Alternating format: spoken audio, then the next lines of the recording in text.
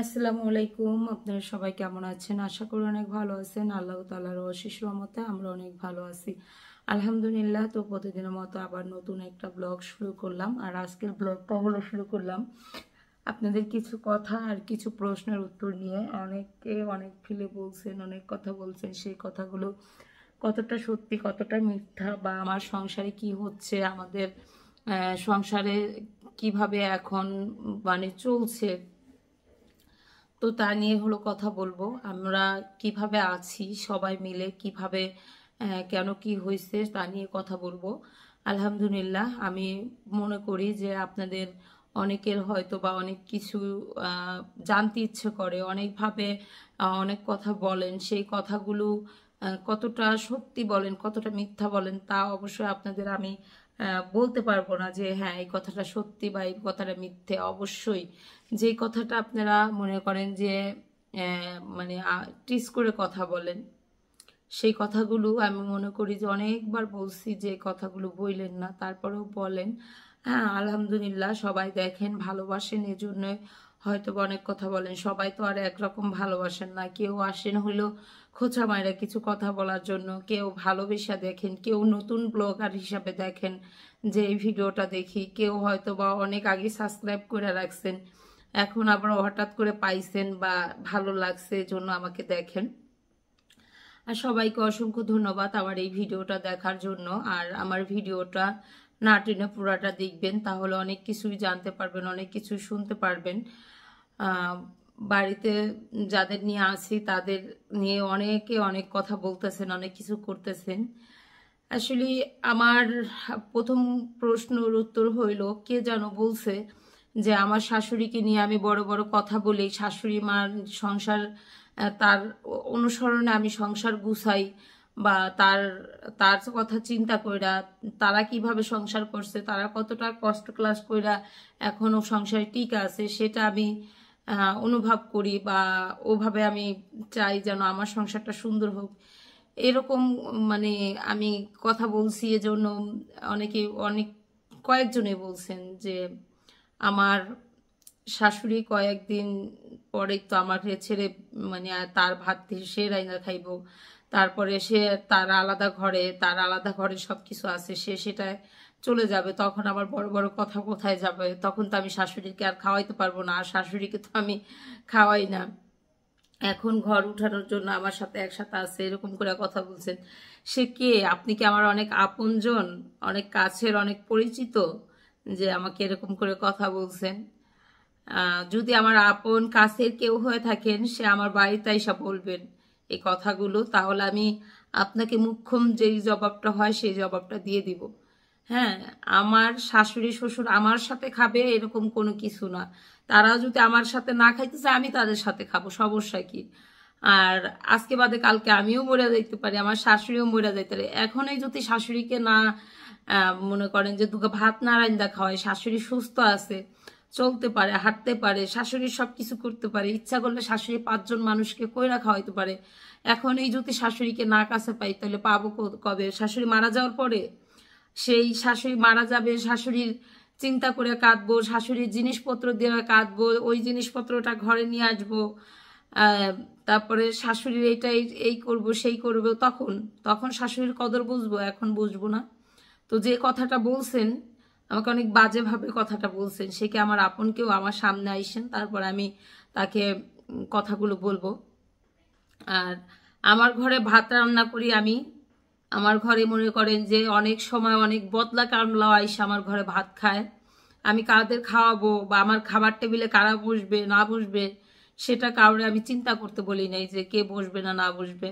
আমার ঘরে আল্লাহ ভাত রান্না করতে দেয়, আমি অনেক মানুষকে খাওয়াই। আপনারা দেখেন যে আমার বাড়িতে মেহমান অতিথি থাকে, আল্লাহর রহমতে থাকবে। আমার যেহেতু আমার আত্মীয় স্বজন আছে, আমার খরচ করার মতো মানুষজন আছে, তারা আসলে আমি করব, রাঁধবো। যতদিন আমি সুস্থ থাকি বা বেঁচে থাকি ততদিন আমি তাদের জন্য করব। আর এখানে আমার ঘরে কে ভাত খাইলো না না খাইলো সেই চিন্তা আপনাদের করতে হয়। অনেকেই বলেন যে আমার চাচা শ্বশুরকে এখনো পর্যন্ত ভাত খাওয়াই, তারা কি করে, কাজ করে না, তারা কেন আমার ঘরে সব সময় থাকে? আমার ঘরে তো খায়, আপনাদের ঘরে তো আর খায় না বলেন? আপনাদের ঘরে খায়, আপনাদের ঘরে খায় না। তো আমি কয়েকদিন যাবত যে কটা ভিডিও শেয়ার করছি সেই ভিডিওতে মনে করেন যে আমি এত এত কথা আমি শুনছি। আমি বলি যে এই মানুষগুলো কিরকম মানুষ যে এই কথাগুলো বলে, এরকম করে কথা বলে। আর প্রত্যেকটা মানুষের লাইফ নিয়ে প্রত্যেকটা মানুষ ভাববে। আমি হই, আমার বোন হোক, আমার যা হোক, আমার ননদ হোক, যাই হোক, যে যেখানেই থাকুক, প্রত্যেকটা মানুষ প্রত্যেকটা মানুষের জীবনের কথা ভাববে। তার কোনখানে থাইকা ভালো লাগবে না লাগবে সেটা সে, তার সিদ্ধান্তটা সে নিবে। কাউকে যদি বলি যে এই জিনিসটা আপনি খারাপ করতেছেন বা তুমি খারাপ করতেছো, সে যদি নাও বুঝে, করার কিচ্ছু নাই, যে তার জীবনের সিদ্ধান্ত সে নিতেছে। ইচ্ছা করলে সব মানুষকে ফেরানো যায় না। আমার সন্তান কি করলো সেটা একমাত্র আমি জানবো, আমি বলবো, কিন্তু আমার সন্তান যখন না শুনবে, মায়েরা ধৈরা কাইটা তাকে তো আর শোনানো যাবে না। তো যাই হোক, আমার শাশুড়ি মাকে নিয়ে অনেক কথা বলছেন যে এরকম না সেরকম, এটা করতে পারলো না, ওটা করতে পারলো না। দেখেন, আমাকে তো আর আমার শাশুড়ি মা তার পিছনে পিছনে ঘুরতে কয় না। আমি সারাদিনে মনে করেন যে না হইলেও 10 থেকে 20 বার। আমার স্বামীও কিন্তু এতক্ষণ সারাদিন বাড়িতে থাকে, আমার মতো এতবারও মা বলে না। আমার ভাল লাগে যে আমার মা দূরে আছে। আমার মাকে আমি যেদিন ফোন দিতে ওদিন ডাক দিই মা বইলা, কিন্তু আমার শাশুড়ি মাকে আমি সারাক্ষণ সারাদিনে কতবার মা বলতে পারি। মা ডাকটা শুনলে বা বললে প্রাণ জুড়ায় যায়, কতবার বলতে পারি। তো অনেকেই মনে করেন যে এরকম করে কমেন্টগুলো করেন যাতে মনে হয় যে আমার মানে আমার মানে দুষ্মন। এই উচ্চারণটা করা হয় না, কারণ আমার কেউ এরকম নাই। তো মাঝে মাঝে কেউ আইসা বইলা যান। আর আমি আমার শাশুড়িকে দেখেই সংসার শুরু করছি। বিয়ে হওয়ার আগেই জানি যে শ্বশুর শাশুড়ি আছে, তাদের নিয়ে সংসারে থাকতে হবে। বিয়ের পরে মনে করেন যে আমার স্বামী বাসর ঘরে অনেক কিছু চাওয়া পাওয়ার থাকে, অনেক কিছু চায়, বলে এটা ওটা ওটা। বড় অনেক চাওয়া থাকে, ইচ্ছা থাকে যে আমার জন্য এটা করতে হবে, ওটা করতে হবে। তো আমার স্বামী বলছিল যে আমার বাবা মাকে তুমি দেখা রাখবা। আমি শুধু চাই আমার বাবা মার উপর দিয়ে যেন কথা না বলো, আর বাবা মাকে দেখা রাখো। তো কখনো কথা বলি না, কিন্তু আমার একটা স্বভাব কি যে আমি উচিত কথা কখনো ছাড়তে পারি না। আর আজ পর্যন্ত আমার শাশুড়ি মার সাথে কখনো আসে না শাশুড়ি পুতের বউ কথা নিয়ে কাটাকাটি লাগে, এটা করলো না, ওটা হইলো না, এরকম লাগে। আলহামদুলিল্লাহ আজ পর্যন্ত কোনোদিন লাগে না। আমার শাশুড়ি মাকে যদি আপনারা ওপেনে জিজ্ঞেস করতে চান যে কখন আমাদের সংসারের নিয়ে ঝগড়া লাগছেনি, হয়তো বা মাঝে মাঝে কিছু মানে কথা থাকে যেখানে একটা ফ্যামিলির ভিতরে আরেক কিছু মানুষ আপনার করে, মানে একটু ঝামেলা পাকায়, সেই কথাগুলো হয়। তখন আমি আমার শাশুড়ি মাকে বলি যে এটা করলো বা ওইটা ওই হইলো, অমুকে ওরকম কথাটা বললো, সেটা আপনি প্রতিবাদ করলেন না, শুনলেন, কিন্তু এটা আপনার প্রতিবাদ করার দরকার ছিল আমাকে, যেন ওই এই লোকটা বললো বা অমুক ওই ওই ইগুলা হইলো, এই কথাগুলো আমি তখন হয়তো বা আমার মেজাজটা এত গরম থাকে উচ্চ স্বরে বলি, ঠিক আছে, উচ্চ স্বরে বইলা ফেলাই। তারপরে আমার শাশুড়ি মা কি বলে যে আমি কি করব, আমার কথা যদি না শুনে না কিছু করে তাহলে আমি কি করব, আমার কি করতে কও, এই কথাটা আমার শাশুড়ি মা বলে। তো তখনই আমি কুল যে হ্যাঁ, আমি বুঝতে পারি যে আমার শাশুড়ি মার কি করা। আমার শাশুড়ি মা আছে না, যে এখন আমার স্বামী মনে করেন যে আজকে সাপোজ আজকের একটা কথা বুঝাই, কারেন্টের কাজ করতে গেছে, সে কখনো করে না, আমি হাত দেই একটা কাজ নেওয়াই দিছি যে কাজ যেহেতু পারে, তার প্রতিভা আছে, সে কেন করবে না। তো ওই কাজ করতে গেছে, ওই কাজ করতে যায় সেখানে কাজ করে নাই, বিকেলবেলা করবো, রোদ উঠে গেছে, এজন্য করে নাই। হ্যাঁ, ছাদের উপরে কাজ, মানে সেন্টারিং এর কাজ যেটা বলা হয় ওইটা করা হয়েছে, এখন পাইপগুলা টানবো, করে নাই। সে বাড়িতে আসবে, দেন আমার অনেকগুলা কাজ আছে, আমি বলছি যে এই কাজগুলা কইরো। সে বাড়িতে আসবে, সেই মনে করেন যে আমার ওয়াশিং মেশিনটা লাগাইলে আমার অনেকগুলা কাপড় চোপড়, সেই কাপড় চোপড়গুলা ধুইতে হইব। হ্যাঁ, সে মনে করেন যে সেখানে নাই, সে ওইখানে গেছে, একটা বিচার হইতেছে, সেইখানে বিচার শুনতে শুনতে 1টা বাজাই দিস। তো আমি বলছি যে আমি কাপড় চোপড়গুলো দুমো, তুমি আইসা আমার এটা করে দিও। বলছে যে আচ্ছা। তো সে ওইখানে একটা বাজাই দিছে মনে করেন যে। তারপরে আমি তো মানে মানে রাইগা মাইগা আগুন যে তুমি কেন এটা করতেছো না, আমার কাপড় চোপড়গুলো সব নষ্ট হয়ে যাইতেছে। মানে কাপড় চোপড় খুইলা রাইখা দিলে ই পড়ে যায় না, তিল পড়ে যায় না বলেন। তো আমার শাশুড়ি মা হইলা হাসতেছে, এই যা যা যা এখন হইলো ওই যে ই করে দিগা। এখন আমি বলতেছি যে মা তোমার পোলা এখন কোন সময় করব, এখন গেছে 1টা বাজে, এখন গোসল করুম নামাজ পড়ুম, এখন কি তোমার পোলার ওই কাজ করা ঠিক? গেছে মনে করেন যে কাজে কাজে যায়, মনে করেন যে ওইখানে ওই কাজটা করতে গেছে, এখন হলো একটা এলের দরকার, সে এল ঘরে আছে, সে আমার ডাইকা বলতেছে একটা এল আনুন লাগবে না, এই কাজটা করতে পারবো না। আমি তো চাইতে গেছি যে তুমি এর আগে এল আনলা, এখন আবার কাজ করতে কইতেছো কেন? এর আগে তো কতবার বাজার গেছো, তখন করলা না কেন? আইসে মা পোগালে এইসব কইতেছি কি হয়েছে? আমি কে দেখেনি যে এটা লিগে বলে কাম করতে পারবো না, কে ঘরে তো এইগুলো আসছে।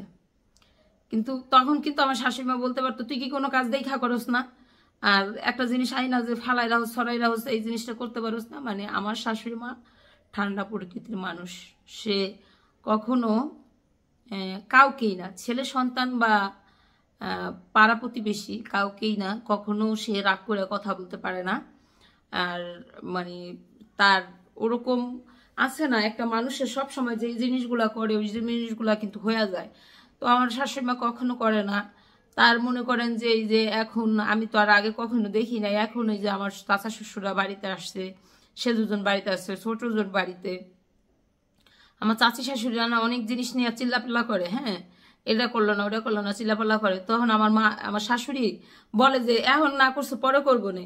আমার চাচি শাশুড়িরা বলে কি যে আপনি সব সময় খেলে আপনার দেবর গো ই টানেন, একটা কথা কইলাম এই কথাটা আপনি ই করে দিলেন। মাকে তো কি করবো, এখন এখন করার কি আছে? মানে তার দেবর গো সে খুব ভালোবাসে।